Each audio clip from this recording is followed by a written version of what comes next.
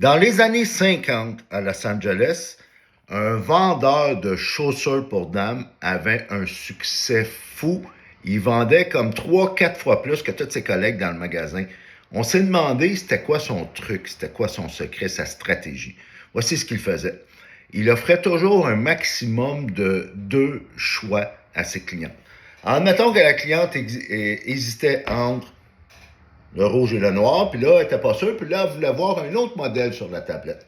Alors, ce qu'il faisait, c'est qu'avant d'aller chercher le troisième modèle, il demandait à la cliente d'éliminer un des 2 choix pour, après ça, se concentrer sur 2 autres.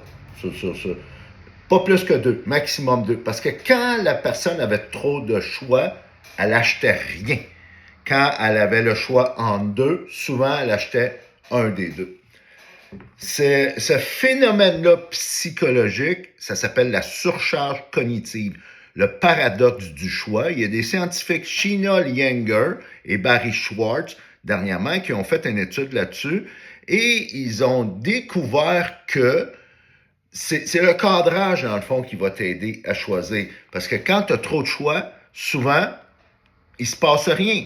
Trop de stress, trop d'indécision, trop de fatigue mentale et on a même peur de regretter, puis c'est pour ça qu'on ne choisit pas. Puis c'est bien le problème dans la société aujourd'hui. On a trop de choix et c'est pour ça qu'on ne passe pas à l'action.